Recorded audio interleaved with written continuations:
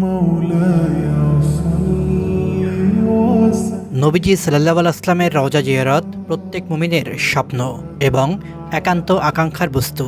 নবীজির রওজা জিয়ারতের বিশেষ ফজিলত রয়েছে। এক হাদিসে হযরত ইবনে ওমর রাহমাতুল্লাহি আলাইহি থেকে বর্ণিত, হযরত রাসূলুল্লাহ সাল্লাল্লাহু আলাইহি ওয়াসাল্লাম ইরশাদ করেন যে আমার ওফাতের পর আমার রওজা জিয়ারত করলো, সে যেন আমার জীবদ্দশায় আমার সঙ্গে সাক্ষাৎ করলো। দারাকুতনি, হাদিস নম্বর 2694। নবীজি সাল্লাল্লাহু আলাইহি ওয়াসাল্লাম আরও ইরশাদ করেছেন, যে আমার রওজা জিয়ারত করলো তার জন্য আমার সুপারিশ ওয়াজিব হয়ে গেল। সহিহ মুসলিম।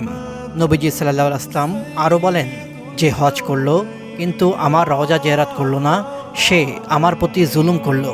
সহিহ তিরমিজি। রাসূলুল্লাহ সাল্লাল্লাহু আলাইহি ওয়াসাল্লাম আরও বলেন, কেউ আমাকে সালাম দেয় তখনই আল্লাহ তাআলা আমার কাছে তা প্রেরণ করেন, অতঃপর আমি তার সালামের জবাব দেই। সুনানে আবু দাউদ, হাদিস নম্বর 2041। তবে নবীজির রওজা জিয়ারতের নির্দিষ্ট কিছু শিষ্টাচার ও আদব রয়েছে। জিয়ারত প্রত্যাশীদের উচিত এসবের প্রতি খেয়াল রাখা। কয়েকটি আদব নিয়েই আজকের এই ভিডিওটি তৈরি করা হয়েছে। ভালো লাগলে চ্যানেলটি সাবস্ক্রাইব করুন। 1. জিয়ারতকারী পবিত্র শরীরে পবিত্র কাপড় পরিধান করে যাবে। 2. জিয়ারতের উদ্দেশ্যে বের হওয়ার পর থেকেই বেশি বেশি দরুদ পাঠ করতে থাকবে। সে আল্লাহর কাছে দোয়া করবে যেন জিয়ারতের মাধ্যমে সে উপকৃত হয়। 3. রওজায় প্রবেশের আগেই মন থেকে জাগতিক সব চিন্তাভাবনা দূর করে দেবে এবং তার ভালোবাসায় অন্তর পূর্ণ করে নেবে। 4. নবী সাল্লাল্লাহু আলাইহি ওয়াসাল্লামের প্রতি পূর্ণ ভালোবাসা ও শ্রদ্ধা নিয়ে রওজায় প্রবেশ করবে। 5. সেখানে এমন কোনো আচরণ যেন প্রকাশ না পায় যা নবী সাল্লাল্লাহু আলাইহি ওয়াসাল্লামের মর্যাদা পরিপন্থী। 6. নবী সাল্লাল্লাহু আলাইহি ওয়াসাল্লামকে অনুচ্চ আওয়াজে সালাম দেবে, কোনোভাবেই আওয়াজ উঁচু করবে না। 7. রওজার দিকে ফিরে দাঁড়াবে, তবে সামান্য দূরত্ব বজায় রাখবে।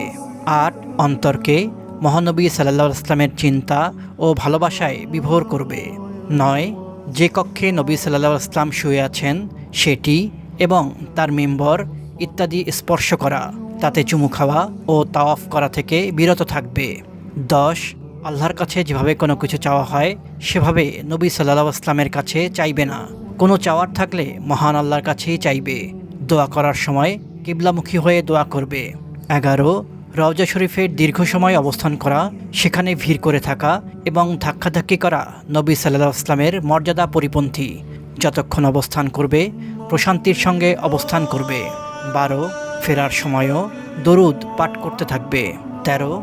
সম্ভব হলে রিয়াজুল জান্নাতে 2 রাকাত নামাজ আদায় করবে।